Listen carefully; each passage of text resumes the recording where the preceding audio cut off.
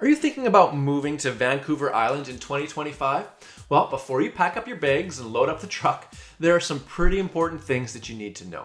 From housing costs to job opportunities, I've gathered the latest information to help you make an informed decision for yourself and for your family. Let's dive in.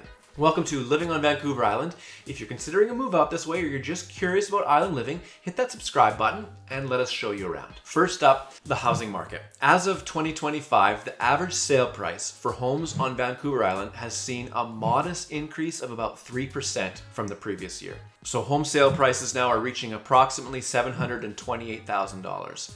Now, it's important to note that prices vary depending on the area. For example, if you're looking in Oak Bay in Victoria, this is one of the most expensive areas. There, the average home sale price is around $1.63 million. So on the other hand though, if you look into areas like Nanaimo and Courtenay, you can find more affordable options. So before making a move, definitely research various communities and find one that fits your budget and your lifestyle. Websites like Vancouver Island Real Estate Board can give you up-to-date listings and market trends. Check that one out. VIREB, vireb.com. Also, check out the different videos on our YouTube channel here because we dive into different communities and we'll introduce them to you. We'll show you what the downtown looks like. We'll chat about them and what makes up that specific community. It's also a really good idea to plan a trip over and visit the different areas, the different communities that you're considering moving to. Next up, take into consideration the cost of living.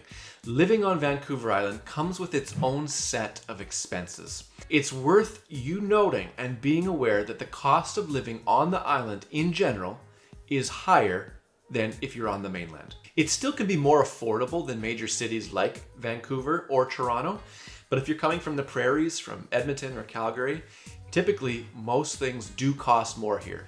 By most things, housing will cost more here, so will groceries, so will gas. So my practical tip is create a detailed budget before you move to make sure that you can afford to comfortably live here. At times, wages can be higher here to match that cost of living, but they're not always higher. You can even research the grocery store in the community that you're considering moving to. This is a tip just to kind of get you warmed up to what it's going to look like. So let's say you're in Edmonton and you're going to move to Ladysmith. Google the Ladysmith Country Grocer. Look at their flyer, look at their prices. Then look at yours back in Edmonton and see what milk costs, see what cheese costs, just so that you're going in with your eyes wide open and aware of the cost differences. At times, groceries can cost 20% more here, but we still do have the large box grocery stores like Superstore and Costco where you can buy in bulk and you can get a little bit more for your money. Now, next up, let's chat about job opportunities. Job prospects on Vancouver Island. There are options, and there actually has been growth in different sectors like healthcare and education and tech. As of March 2025, BC as a whole saw an increase of 5,700 jobs, and full-time employment, that number actually went up by 10,000 positions. The unemployment rate actually remains below the national average, so this shows that we actually have a relatively healthy job market. In general, networking is really key. It's like that in much of the business world, so attend local events, join the community groups, and get to know people that are living in the community. There's also, of course, lots of remote working opportunities, so it doesn't even matter where you are in the world. If you're self-employed, if you're in the trades, there are still a lot of job opportunities to be had. Next, let's talk about the healthcare situation here in BC and on Vancouver Island.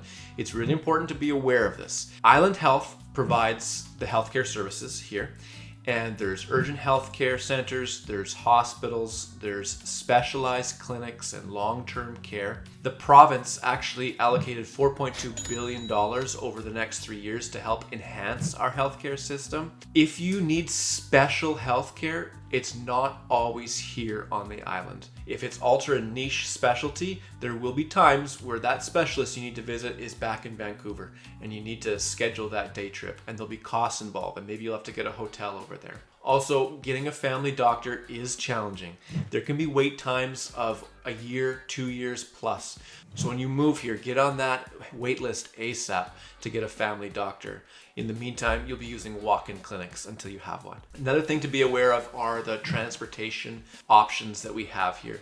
getting around Vancouver Island. There are buses that come in between the different communities, but they won't be as often as if, let's say, you're in Vancouver.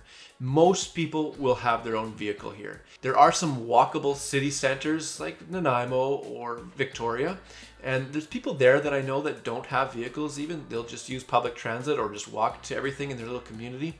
But much of the island is spread out, so having a vehicle definitely makes life a bit easier. Overall, Vancouver Island has, it's a special place to live. It has a unique blend of natural beauty and different communities. There are challenges here. It's not perfect. There are higher costs of living. There are transportation issues to consider if you don't have a vehicle. But the quality of life here makes it worth it, in my opinion. If you're planning a move here now or in the future, I hope this helps you prepare you for that transition to make it as smooth as possible. And if you'd like to check out any homes, reach out to us. We'd love to show you around. All of our contact information is on our website at seizethedaygroup.com.